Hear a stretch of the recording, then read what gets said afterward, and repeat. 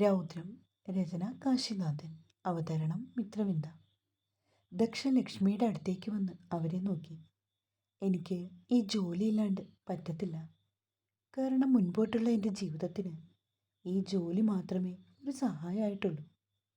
തന്നെയുമല്ല, എനിക്ക് കുറച്ച് ബാധ്യതകളൊക്കെയുണ്ട്. അതൊക്കെ വീട്ടണമെങ്കിൽ എൻ്റെ ജോലിയും ശമ്പളവുമൊക്കെ എനിക്ക് അത്യന്താപേക്ഷിതമാണ്. ഞാൻ തർക്കത്തിനും പറയുവോ അഹങ്കാരം കാണിക്കുകയോ ചെയ്യുന്നതല്ല. ഇതെൻ്റെ ആവശ്യമാണ്. ലക്ഷ്മിയമ്മയും രുദ്രേട്ടനും എന്നോട് ക്ഷമിക്കണം. അവൾ അവരെ രണ്ടാളെയും നോക്കി കൈകൾ കൂപ്പി. ലക്ഷ്മിയമ്മയ്ക്ക് നിന്റെ കാര്യങ്ങളൊക്കെ വ്യക്തമായിട്ട് അറിയാൻ കുട്ടി. അതുകൊണ്ട് തന്നെയാണ് ഞാൻ നിന്റെ ഒപ്പം നിൽക്കുന്നത്. നീ വിഷമിക്കൊന്നും വേണ്ട. ധൈര്യമായിട്ട് പൊയ്ക്കോളൂ. നിനക്ക് നല്ലൊരു ജീവിതവും ലഭിക്കും. ഈ വീട്ടിൽ ഇങ്ങനെ 4-5 ദിവസം നിൽക്കണമെന്നുള്ളത് ഒരു പക്ഷേ നിന്റെ ജാതകത്തിലുണ്ടായിരിക്കാം. അതുകൊണ്ട് മാത്രം ഈ വിവാഹം നടന്നു. അങ്ങനെ കരുതിയാൽ മതി. നീ നല്ലൊരു പെൺകുട്ടിയാണ്. എനിക്ക് നിന്നെ ഒരുപാട് ഇഷ്ടവുമാണ്. എന്നും എൻ്റെ ഓർമ്മകളിൽ നീ ഉണ്ടാവും. ലക്ഷ്മിയമ്മ ദക്ഷയെ നോക്കി വിതുമ്പി. അവരോട് അതിനൊരു മറുപടി പറയാനാ പാവം ദക്ഷയ്ക്ക് കഴിയുന്നില്ലായിരുന്നു. കാരണം അവളുടെ ചങ്ക് പൊട്ടുകയാണ്. പോയി റെഡി ആയിക്കോളൂ, നേരം വൈകും. ഒരുങ്ങി വന്നിട്ട് ബ്രേക്ക്ഫാസ്റ്റ് കഴിക്കാം. അവർ പറഞ്ഞതും ദക്ഷ തലകുലുക്കി. എന്നിട്ട് മുകളിലേക്ക് കയറി. രുദ്രൻ, അമ്മ വിളിച്ചതും അവൻ മുഖം തിരിച്ചു. അവളെ സംബന്ധിച്ചിടത്തോളം താലിമാല ഊരിമാറ്റാൻ അവൾക്ക് വിഷമം കാണും. അവളായിട്ടതൊരിക്കലും ചെയ്യില്ല. നീ ചെന്നിട്ട് അത് ഊരിമാറ്റ്. അമ്മ പറഞ്ഞത് കേൾക്കാത്ത ഭാവത്തിൽ രുദ്രൻ അതേ ഇരിപ്പ് തുടർന്നു. എടാ, നിന്നോട് പറയുന്നത് കേൾക്കുന്നില്ലേ? എന്താ ആ താലിമാല ഊരിമാറ്റാൻ? ദക്ഷമോളെ, ആ മാലയിട്ടിട്ട് ഇവിടുന്ന് അവളുടെ വീട്ടിലേക്ക് പോകേണ്ട കാര്യമില്ല. ലക്ഷ്മി പിന്നെയും എന്തൊക്കെയോ പുലമ്പുകയാണ്. രുദ്രൻ സഹിക്കെട്ട് മുകളിലേക്ക് കയറിപ്പോയി. അവൻ ചെന്നപ്പോൾ ദക്ഷ തൻ്റെ സർട്ടിഫിക്കറ്റ്സ് ഒക്കെ എടുത്ത് അടുക്കി പെറുക്കി വെക്കുകയാണ്. രുദ്രൻ അരികിലേക്ക് വന്നതും അവൾ അവനെ നോക്കി. എന്നോട് ദേഷ്യമുണ്ടെന്നറിയാം. രുദ്രേട്ടൻ പറഞ്ഞ വാക്കിന് വില കൽപ്പിക്കാതെ ജോലിക്ക് പോകുന്നതൊന്നുമല്ല. അച്ഛൻ്റെ സ്വഭാവം അറിയാലോ. എനിക്കും അമ്മയ്ക്കും മുൻപോട്ട് ജീവിക്കാൻ വേറെ മാർഗമൊന്നുമില്ല. അവനതൊന്നും കേൾക്കാത്ത മട്ടിൽ അവളുടെ നേർക്ക് നടന്നു വന്നു. ദക്ഷയുടെ കാലടികളും പിന്നോട്ട് നീങ്ങി. ഒടുവിൽ അവൾ ചെന്ന് ചുവരിനോട് ചേർന്ന് നിന്നു. അവൻ്റെ മുഖം അവളുടെ കവിളിലേക്ക് അടുത്തു വന്നു. പെട്ടെന്ന് ദക്ഷ അവനെ തള്ളി മാറ്റാൻ ശ്രമിച്ചു. അതിനു പകരമായി അവൻ്റെ ശരീരം മുഴുവനും അവളിലേക്ക് അമർന്നു പോയിരുന്നു. രുദ്രനെ തോൽപ്പിക്കാനും ഭാവം അല്ലടി? അവൻ മുരണ്ടു. അല്ല, സത്യമായിട്ടുമല്ല. ഞാൻ അങ്ങനെയൊന്നും ഓർത്തു പോലുമില്ല. അവൻ്റെ ഭാരം മുഴുവനായും അവളിലേക്ക് അമർന്നു വന്നു. ദക്ഷയ്ക്ക് ശ്വാസമെടുക്കാൻ പോലും പറ്റാത്ത സ്ഥിതി. ഇരു കൈകൾ കൊണ്ടും അവൻ്റെ നെഞ്ചിൽ തട്ടി തള്ളി മാറ്റാൻ ശ്രമിക്കുന്നുണ്ട്. പക്ഷെ എല്ലാം വിഫലമായി. രുദ്രേട്ട, പ്ലീസ്, എനിക്ക് വയ്യ, ഒന്ന് മാറൂ, അവൾ വിതുമ്പി.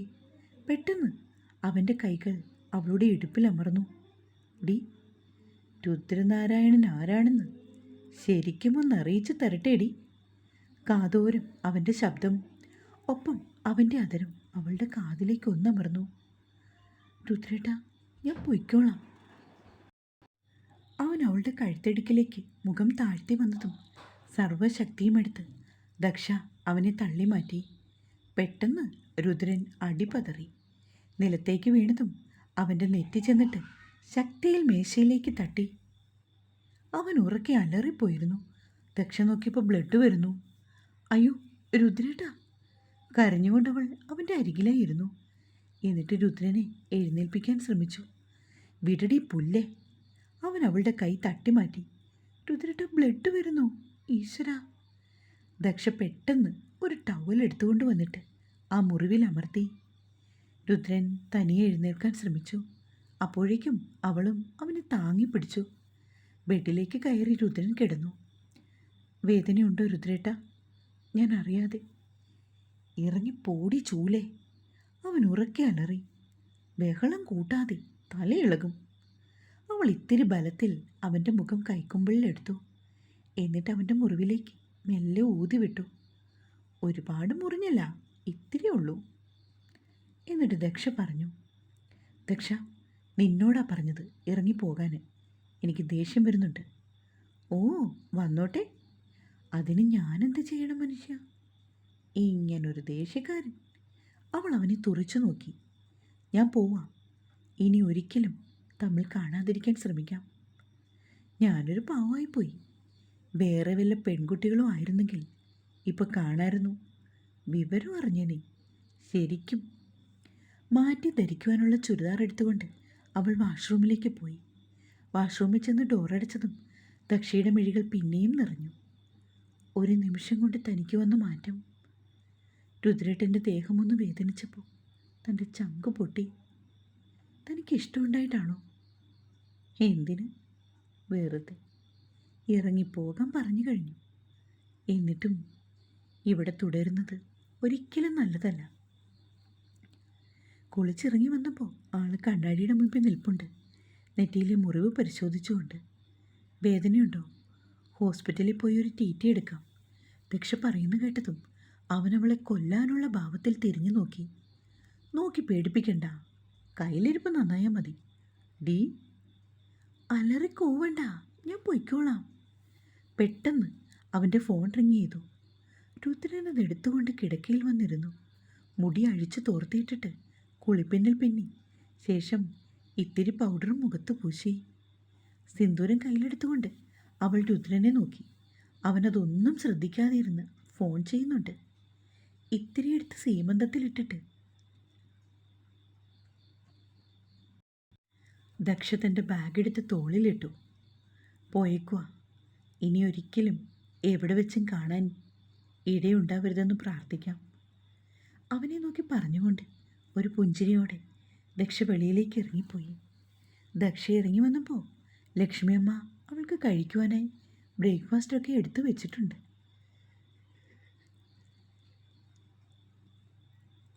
മോളെ, ലക്ഷ്മിയമ്മേ, ഇത് കഴിച്ചിട്ട് പോയാൽ മതി. എനിക്ക് വിശക്കുന്നുണ്ട്. ലക്ഷ്മിയമ്മയും വരൂ, നമുക്ക് ഒരുമിച്ച് കഴിക്കാം. മോളെ, കരഞ്ഞു കാണിച്ചിട്ട് എന്തെങ്കിലും മാറ്റമുണ്ടോ? രുദ്രൻ വരുന്നുണ്ടോ? ലക്ഷ്മിയമ്മ പതിയെ അവളോട് ചോദിച്ചു. ഏയ്, ഒന്നുമില്ല. ഇവനൊരു നടക്ക് പോവില്ല. എനിക്ക് ചെറിയൊരു അബദ്ധം പറ്റി. എന്താ മോളെ? അത് പിന്നെ രുദ്രേട്ടൻ എൻ്റെ അടുത്തേക്ക് വന്നപ്പോൾ താലിമാല ഊരിയെടുക്കാനാവുമെന്ന് ഞാൻ കരുതി. പെട്ടെന്ന് ഞാനൊന്ന് തള്ളി. ആൾക്ക് ബാലൻസ് കിട്ടിയില്ല. നിലത്തേക്ക് മറിഞ്ഞു വീണു. നെറ്റി ചെറുതായി പൊട്ടി. യോ എൻ്റെ മഹാദേവ! എന്നിട്ട്? കുഴപ്പമൊന്നുമില്ല, ചെറിയ മുറിവേ ഉള്ളൂ. അവൻ എന്തെടുക്കോ മോളെ? ആരെയോ ഫോണിൽ വിളിക്കുന്നുണ്ട്. അവൻ ഇറങ്ങി വന്നിട്ട് ഒരുമിച്ച് പോകാം. അതല്ലേ മോളെ നല്ലത്? വേണ്ട ലക്ഷ്മിയമ്മേ, അത് ശരിയാവില്ല. അതെന്താ? ഇനി ഒരിക്കലും എവിടെ വെച്ചും കാണാതിരിക്കാൻ ശ്രമിക്കാമെന്ന് പറഞ്ഞുകൊണ്ടാണ് ഞാൻ ഇറങ്ങിപ്പോകുന്നത്. അപ്പോൾ പിന്നെ എങ്ങനെയാ? മോൾക്ക് വഴിയറിയോ? ഒറ്റയ്ക്ക് പോകാൻ പേടിയുണ്ടോ? ഏയ്, ഇല്ലെന്നേ. കുഴപ്പമില്ല, എനിക്കറിയാം. ബസ് സ്റ്റോപ്പിലേക്ക് 10 മിനിറ്റല്ലേ ഉള്ളൂ. എന്നാലും നമുക്ക് നോക്കാം, അല്ലേ മോളെ? ഏട്ടൻ വരില്ലമ്മേ. അതെന്താ മോളെ? ഏട്ടൻ എന്നോട് യാതൊരു സ്നേഹവുമില്ല. അതൊക്കെ മാറും മോളെ. നീ കണ്ടോ, നിന്റെ പിന്നാലെ അവൻ നടക്കും. ഇല്ലെങ്കിൽ എൻ്റെ പേര് ലക്ഷ്മി എന്നല്ല.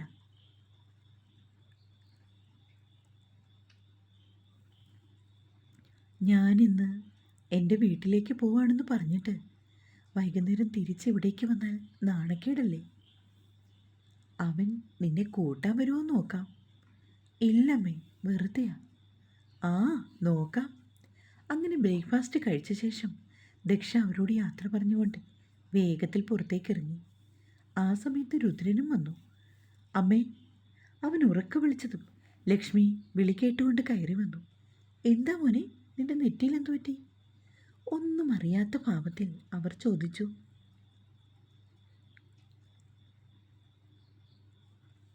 ആ, ഒന്നും പറ്റിയില്ല, ഞാൻ ഇറങ്ങുക, അവൻ മറുപടി കൊടുത്തു. ദക്ഷ പോയി.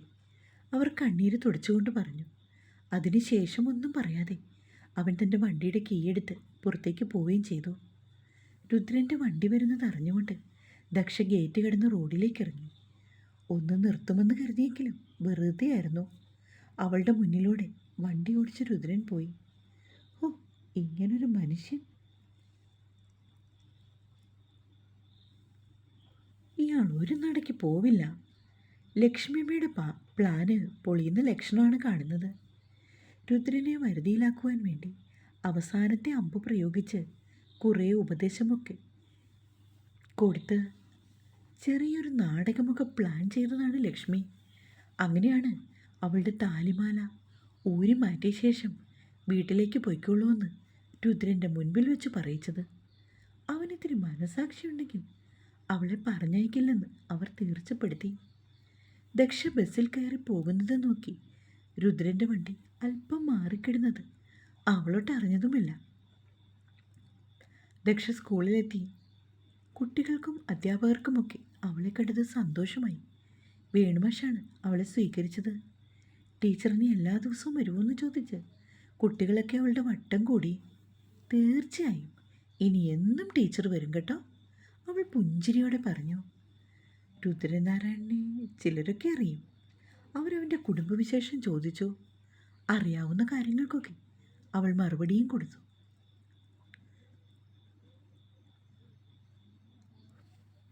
ഇൻ്റർവെൽ ടൈമിൽ അവൾ അമ്മയെ വിളിച്ചു. സ്കൂളിൽ വന്ന് വിവരം പറഞ്ഞപ്പോൾ താൻ ഉച്ചയ്ക്ക് ശേഷം വരാമെന്ന് ലേഖ പറഞ്ഞു.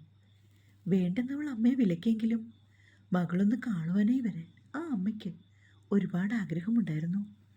കുറച്ച് ദിവസമായിട്ട് സ്കൂളിൽ വരാത്തതിനാൽ അവൾക്ക് അത്യാവശ്യം തിരക്കുകളൊക്കെ ഉണ്ട്.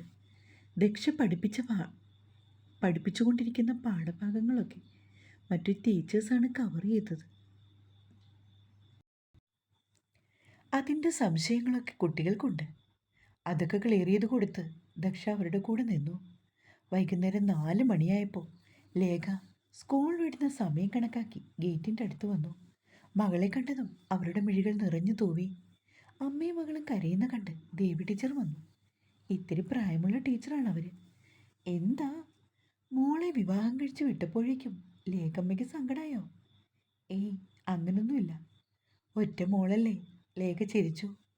സാരില്ല, പെൺകുട്ടികളുണ്ടായാൽ എങ്ങനെയാ? മറ്റൊരു വീട്ടിലേക്ക് വിടുമ്പോൾ കുറച്ച് നാളുകൾ വേണം നമുക്കതൊക്കെ ഒന്ന് അംഗീകരിക്കാൻ. ദേവി ടീച്ചറുമായി സംസാരിച്ച ശേഷം അമ്മയും പറഞ്ഞു വിട്ടിട്ട് ബസ് സ്റ്റോപ്പിൽ നിന്നപ്പോഴാണ് രുദ്രൻ്റെ ബുള്ളറ്റ് വരുന്നത് ദക്ഷ കണ്ടത്. അവളുടെ നെഞ്ചിന് പേറി വന്നു. തുടരും. എന്തേലും പറയണേ. കഥ ഇഷ്ടമാവുന്നുണ്ടെങ്കിൽ ദയവായി ലൈക്ക് തരണം കേട്ടോ.